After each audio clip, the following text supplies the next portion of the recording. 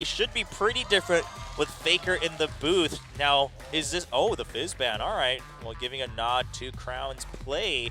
Even though he didn't get MVP, he also did snowball a lot to give time for his teammates to do as they wished. But see, why SKT's doing that is they still want to first pick Cassiopeia.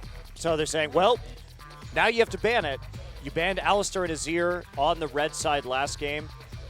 Of course, SKT keeping that blue side for game 3. And where are we going with this one? Sivir, will they ban the Rek'Sai again? You have to assume that they will. There's no need to ban the LeBlanc this game. Alistar. Okay, well, Samsung, I mean, you gotta have prepared for this a little bit. Okay, the LeBlanc ban again. You know, SKT's been doing this. I mean, even at MSI a couple times, even when Faker was in the booth, they will go ahead and ban the LeBlanc out. Just get rid of that factor because they want to really use Faker in other ways too. They don't want to rely on that crutch of LeBlanc. But see, now that the Azir and the Cassiopeia are both up, that prompts the first pick Rek'Sai. SKT couldn't deny the Rek'Sai in this game, and actually I think banning the Gragas there is a big mistake. If Samsung can force SKT to pick between Rek'Sai and Cassiopeia, that's much more valuable to Samsung because they want to take that Rek'Sai with that last pick. They can hide whether it's a top lane or a jungler until the last one. So I don't really like this draft. We'll see how it plays out from Samsung, but I think the mind games could have come in more had they taken out Azir instead of the Gragas. To be fair, while we haven't seen as much of Bengi's Gragas than other people's, Bengi was known in the solo queue ranks for a lot of his Gragas play, and whenever we did see it, he was really good. And generally, I think just a lot of teams saying Gragas, he just creates too many unpredictable fights, and you just don't want to deal with that. Also opens up the Vayne possibility, of course.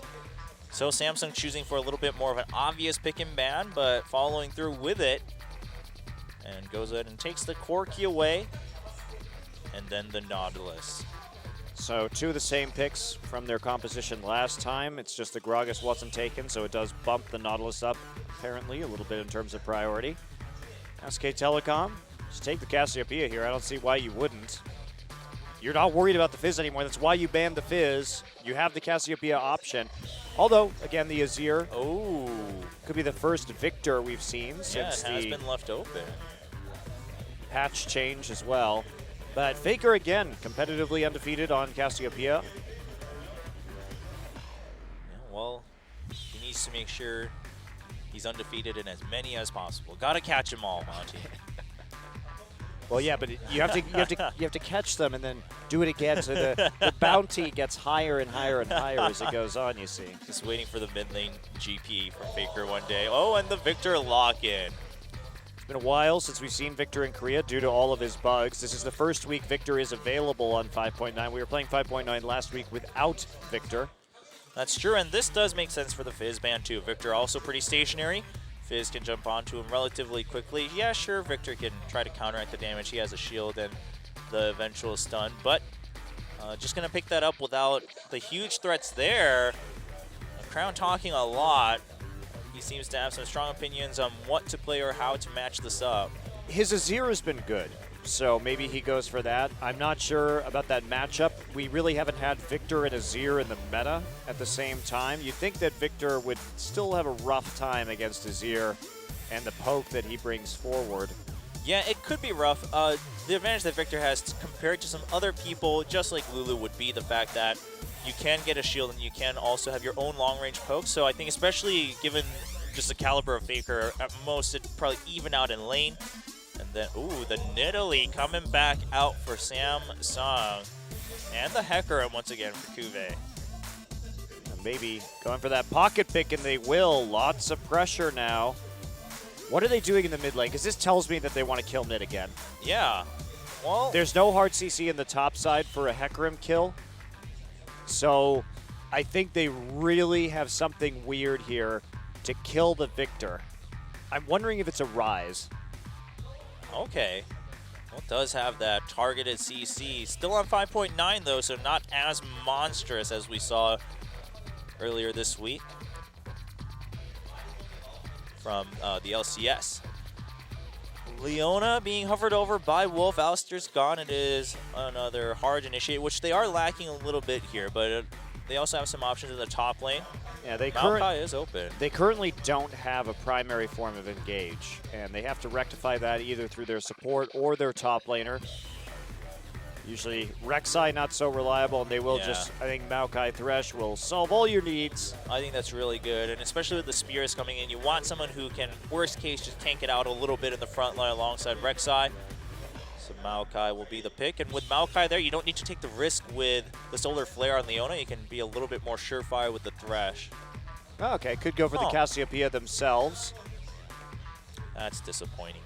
I was getting all excited, Monty. Yeah, but I just really prefer Nidalee jungle when you have a lot of hard CC in the lane, so you have better setup for the spear and the gap closer, and you can maximize your damage in the early game. Certainly it can work, but it's not as reliable. Well, he's hovering over it, he's getting ready. Looks like that should be the pick.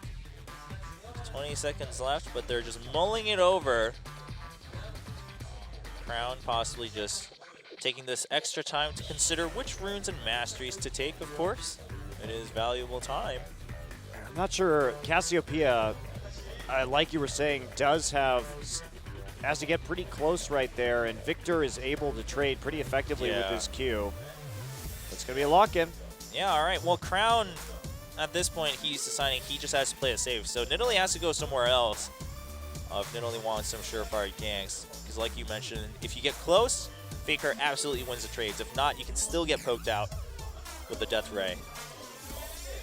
Okay, Samsung here. They've got a lot of early punch from their jungler. Can they put it to good use, though? There's not great kill pressure from their solo lane, so they're kind of looking to Nautilus at that stage, but against Ezreal might be a little bit tricky against that Lantern. Yeah. I'm really not seeing a lot of opportunities here for Nidalee in the early game, so as long as SKT plays pretty conservatively, they should be okay. And I really like the Thresh over the Leona because of that, too. You can deny the Nidalee jumping in with the Flay. Just a lot more versatility in lane. So Samsung kind of picked themselves into a situation where the enemy knows what you have to do, you know what you have to do, but the options aren't really there. SKT, meanwhile, just a really sturdy composition. Faker, the only one who's in kind of danger of getting caught out, but again, no hard CC in that lane until level 6. And of course, it's also Faker, so we will find out. You also have to get on top of him as Nidalee, so he can just gravity field under his own feet as well, which presents a problem for Eve continually doing damage. Yeah, it looks like it's going to be a tough game to get through for Samsung, and maybe this is what we talked about earlier, Monty. Samsung does drop off as the series continues to run out of options, but we'll see how it turns out in game number 3 as we jump into the Rift.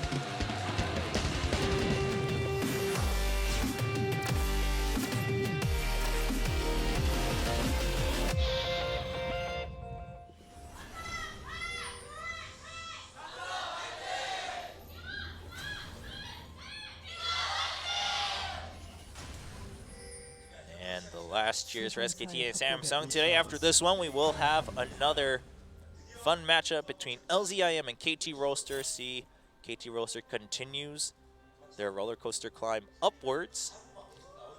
Will they have a roller coaster climb downwards, however, is the question. Faker's family here today, so at least they get one game of seeing him play.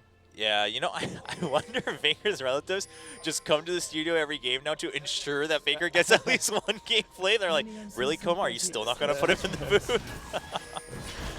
It's the Faker insurance policy. Well, would be pretty funny. But I'm sure they obviously, of course, support the team. I mean, Faker stayed with this team despite allegedly getting so many offers globally after last year. He stayed true and loyal to the team. This is a lot.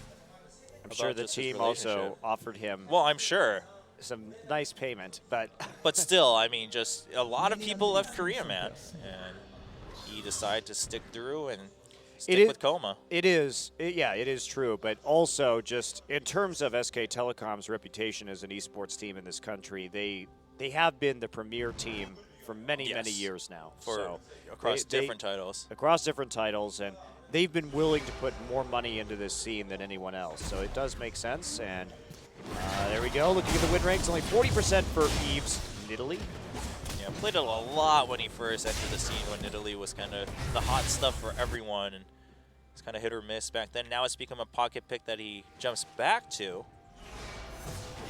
Indeed. So Marin just going to take a couple wolves there, then head straight up into the lane. Kuve wants to go for the camp and then teleport back up top. He will be probably, see what he gets in terms of his items. Gets just some mana and health pots to round out his inventory, and then TP's right back in. So Ignite again for Kuve.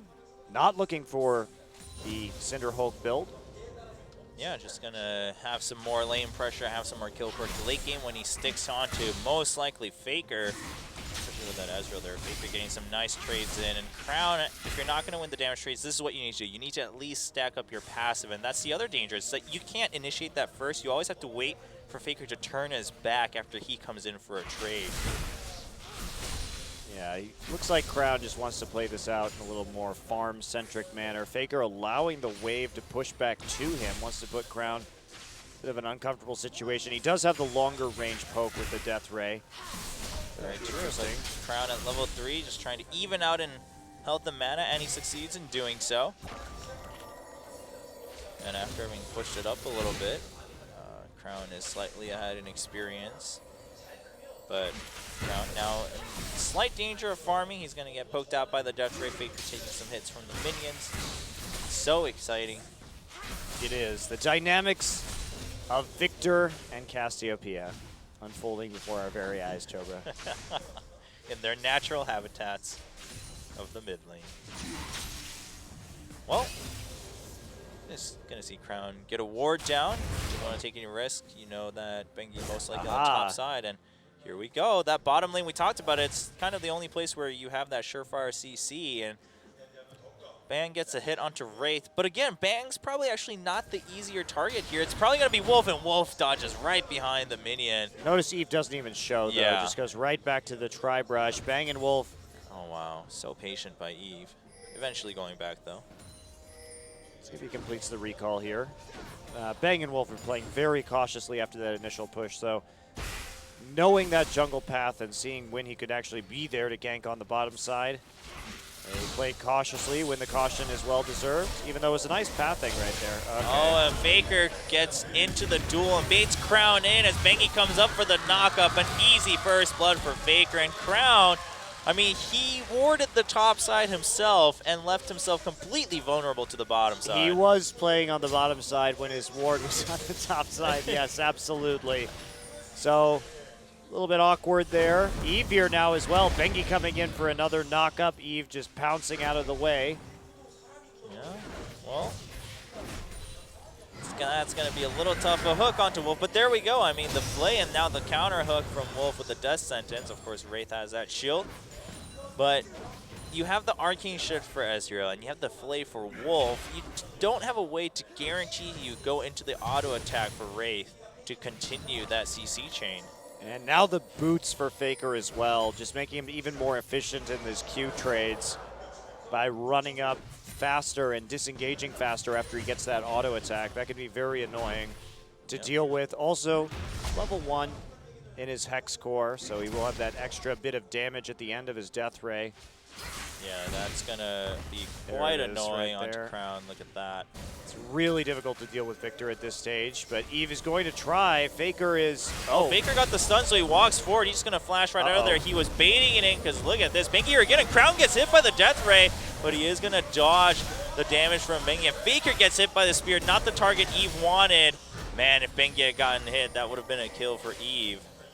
Smart of SK Telecom to disengage. They didn't have vision in that brush. They don't want to just get kited endlessly by that speed from Cassiopeia and the spears from Eve. So they parry the gank and then head right back to farming. They did lose the flash onto Faker, however. Yeah, and now Ghost being used by Faker as he tries to run away. The hook not going to hit, and look at the ultimate coming in from Faker. It's going to be enough to take down Crown with the very last hit. Keeps it on Cassiopeia all throughout. Nice death sentence onto Wraith, and there's Gravio. He gets stunned right at the end of it. Faker just doing damage from afar. Bengi picks up that one. And the game is slipping away from Samsung already at 6-7 minutes. And this is why I had the question about the Cassiopeia, because we saw a lot of spears missing from Eve in these little skirmishes. There's just not a great setup for Nidalee. Crown gets all in right there. Wraith coming in from the bottom, but Wolf is already there. Look at this. Faker has the Ghost, Lantern's back. And that Chaos Storm just barely enough. Now watch this. Oh, you don't get to see the spear from Eve miss. But the gravity field well placed, and that is 2-0-1 for Faker already. Kuve already used Onslaught of Shadows to start this duel. Marin low on mana, but Kuve, dodges away from Bengi, but gets slowed by the Arcane Smash. Bengi looking for that knockup. Kuve just trying to draw as much time as possible and pressure Marin. I don't know where Kuve's going. Oh, he's waiting for Eve, but he's taking too much damage. Whoops. And now the game is completely deteriorating. There's just so many knockups that Eve has no control over Nidalee. And the 40% win rate continues to drop. Well, Samsung. I do like the Eve pick, or the Nidalee pick for Eve. Oh. Bang just used the True Shot Barrage. He's low on mana. He has to flash out. The hook missing again from Wraith, too. It's miss all your skill shots day for Samsung, apparently, in this third game. I mean, they were so spot on in game number 2. And even in game number 1, they played it well. But it looks like they are a little bit rushed right now in all their skill shots. And also in the mid lane, really a lot of credit to Faker, too. I mean, he used his Ghost as soon as he saw Wraith earlier come in to dodge that dredge line. Hello. Hello, Crown. There's the Chaos Storm. And Wolf just going to take the Petrifying Gaze for his teammates. Faker doing enough damage with his abilities from afar. With everybody still coming back up, that was a very low-risk dive. And there's just no one else to stop it from Samsung, so that snowball keeps getting bigger and bigger and bigger right now in favor of SKT. And it's just, you can tell the difference in coordination between these two teams. Eve just a little bit out of sync with his lanes. Meanwhile, Wolf there for the instant Lantern onto Faker. They've been responding a lot better to these all-ins. And Samsung also, you have to keep in mind, Faker had that immediate power boost when he got the Hex Core for his item. But tier, it's 2 tiers for Eve and Crown. I was looking at that earlier. We know Eve likes to go fast tier. He really, really does, because he likes to stack it up into a Seraph's Embrace as quickly as he possibly can. But that also means that maybe you can't 2v2 in this situation with 2-tier champions. And that's why I thought that Cassiopeia really wouldn't be picked in the mid lane here, because there's just not enough power in that 2v2 to make Faker hurt early. Yeah, you're missing both factors, the hard CC and the damage here with Cassiopeia in the laning phase. And Crown, I mean, sure, if you dodge the Death Ray and then you go on for the engage while we look at this gank in top lane, Kuve does have Onslaught of Shadows. He's just going to ult out of there and continue running away, hightailing off the top lane. He loses a lot of minions, though, as a result. Yeah, Marin and Bengi just making sure no one else shows up to pick it up either.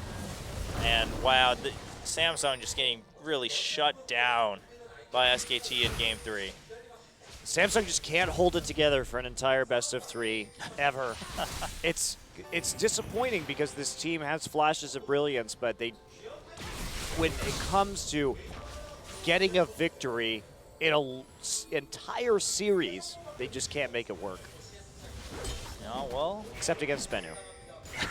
Well, Spenu has a lot to learn, and they definitely seem to be learning here and there, but they're very new to all of this as a 5-man roster. So, yeah, I mean, what can Crown do? He can just stack up his passive when Faker chooses to give him the option. 0-3-0 for the Cassiopeia and 40 CS behind. For me, at the end of the season, Samsung is looking like a pretty clear-cut, like 7th place team. They're definitely a tier above Anarchy, Spenu, and IM, but beyond that, they don't seem to have what it takes to really take out anybody higher. But here we go. Crown just going to run away. Yep, well, Eve was there cleaning the ward, so SKT choosing not to chase too far, but Bengi just saying back off. This tower's mine. There's the Chilling Smite to make sure they take the long way around. And bottom lane, Fury gets caught with the exhaust, and the Death Sentence doesn't play over the wall. They almost just get the kill right there. They don't want to commit over the wall, though. But again, look at how well SKT is denying minions. That was like 2 waves worth of experience that Crown couldn't touch. Faker's 2 levels up now. Yeah. So SKT just punishing to the maximum possible degree in this game, and Crown suffering incredibly hard as a result. He's nearly at 50% CS.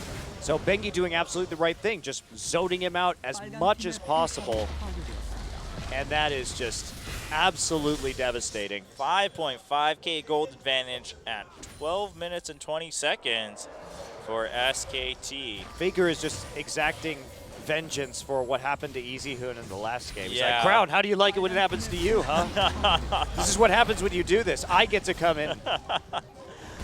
Meanwhile, Kuve's tower gets taken, just trying to put some damage down to Marn. Not going to matter too much. Marn does have the Ninja Tabbies. Fury dangerously low. Two-shot barrage is up.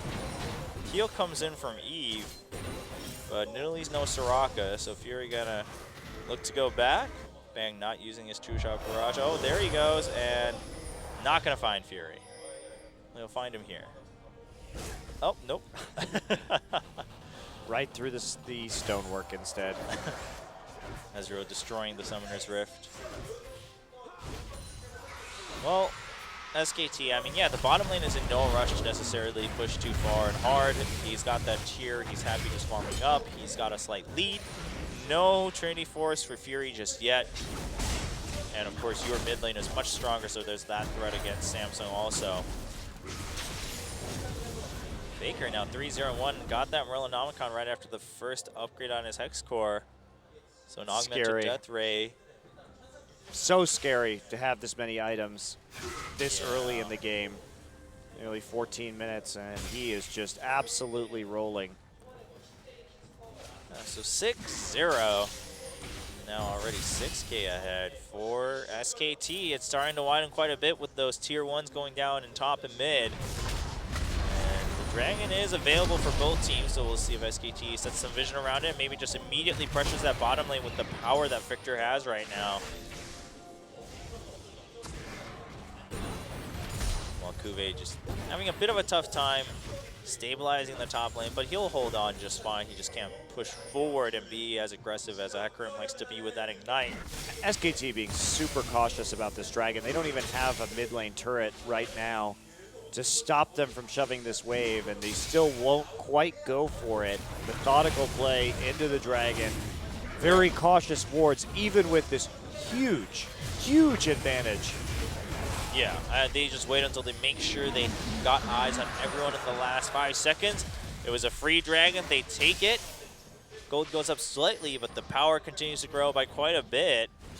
And now a pink ward there from Samsung to know that SKT sees that, but what can Samsung do to stop it? Wraith is going to check it out, but nope, he decides it's too dangerous. As Faker shows up, he wants to pick up this blue. Bringing it closer back to him as it resets, and Marin gets hit by a spear, but really not that much damage coming for Eve. Eve actually takes a huge chunk, but Onslaught of Shadows will secure the kill for Kuve. Meanwhile, we do have Bengi getting caught by the Dredge Line as Fury's left all alone. A nice Death Ray as he just walks out casually by Faker. Yeah, Faker is just absolutely taking over this game. You can see how much synergy he and Bengi have in the laning phase here, as well as Wolf's roams were quite good. And the advantage to Bang playing Ezreal is he needs very little babysitting, and that means that Thresh is a lot bigger of a force on the map, which we definitely saw in those early ganks that got Faker so incredibly far ahead. Yeah, I mean, that really is the other big difference. Uh-oh, Marin comes up with home guards, and Eve is caught behind. Marin saw how much damage he did to this Nidalee before. The Sapling not going to hit at the end. Oh, he can't get his ultimate popped onto Eve as Bengi shows up. The Death Trust goes in. The Righteous Glory from Marin going forward to pick up the kill, and Faker shows up to get the last hit onto Kuve. Wraith has now been exhausted in Gravity Field, and Bengi picks up another kill.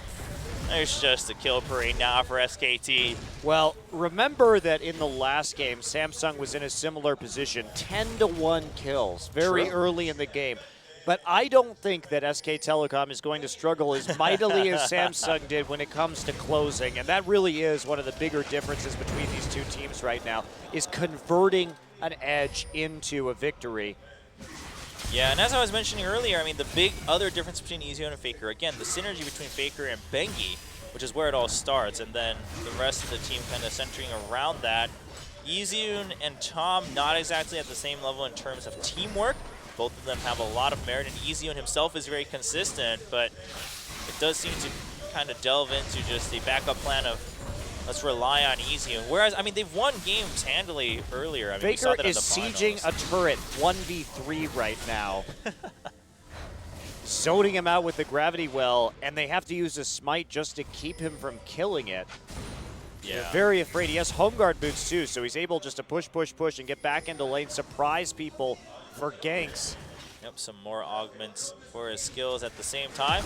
Yeah, augmented Q as well. Yeah, so Faker just gonna, he takes a spear, but he's not too concerned. Marin not gonna hurt too much from that second spear javelin coming out from Italy.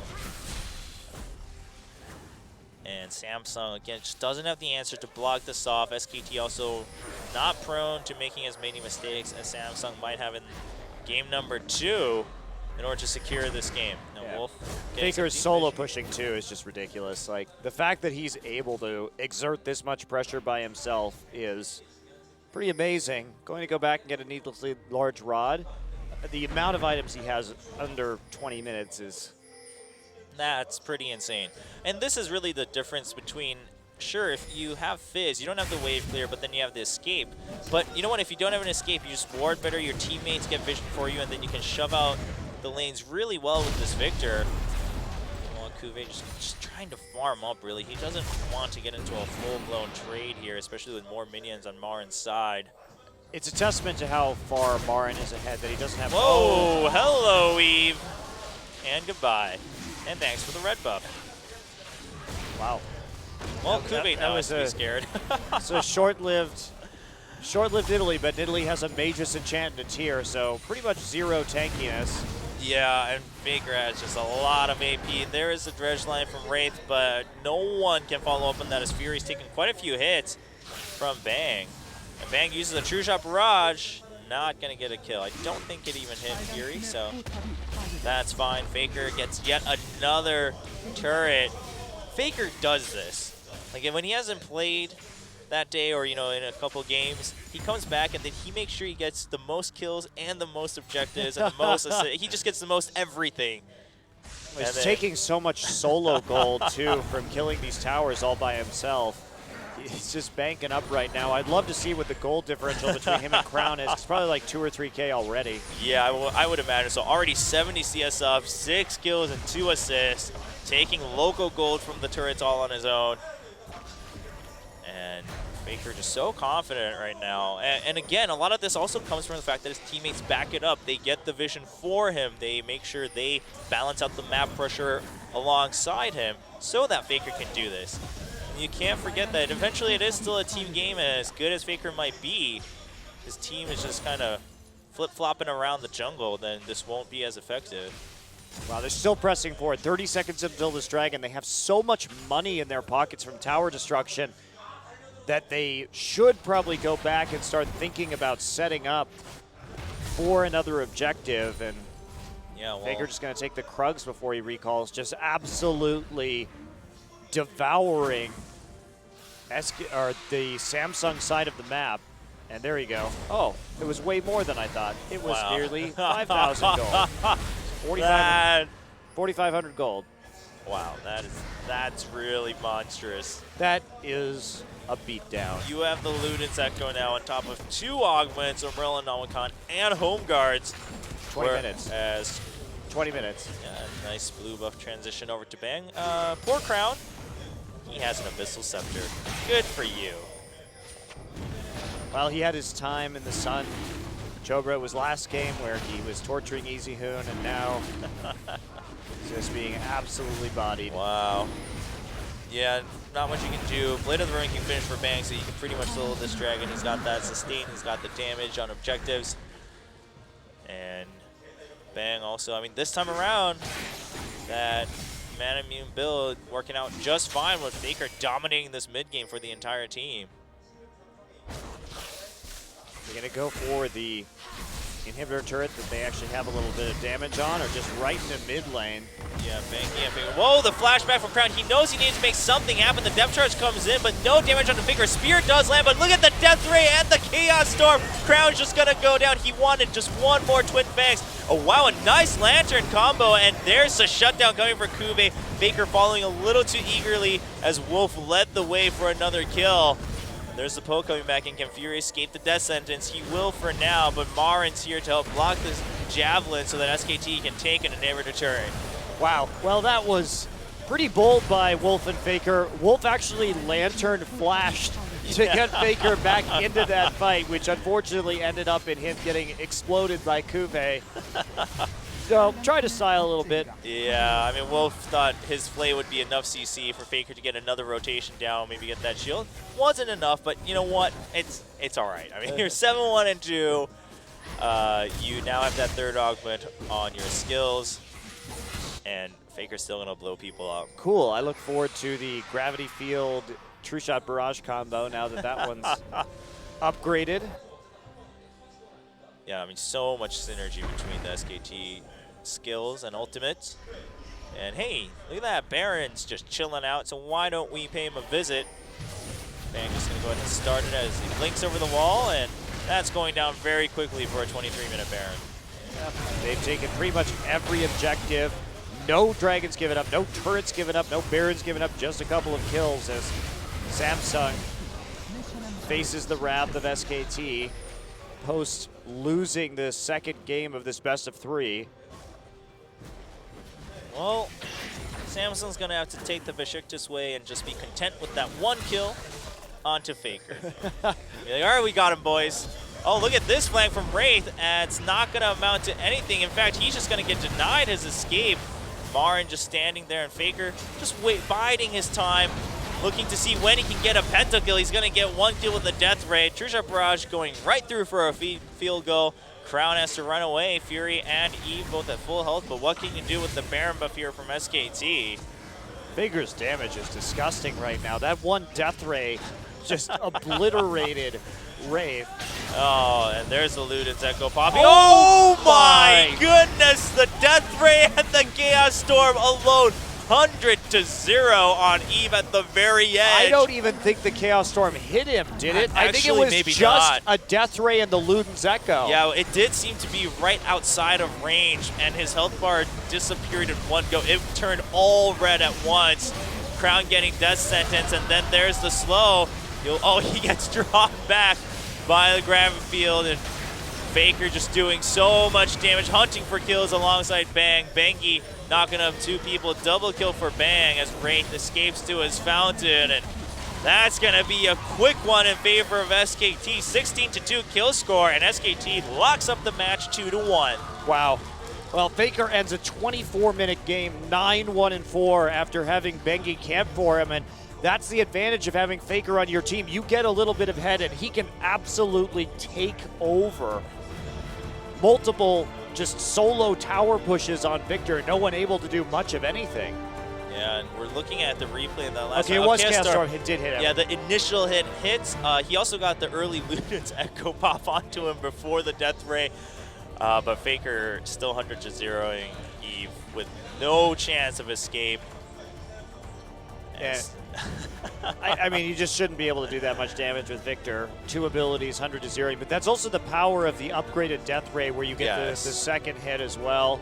It's really good. It's one of the strongest abilities for sure in that mid lane. Given that it's AoE and has long range, the damage doesn't decrease just because it's AoE. It does have a lot of utility, but it's hard to use. I mean, that's kind of the drawback for it.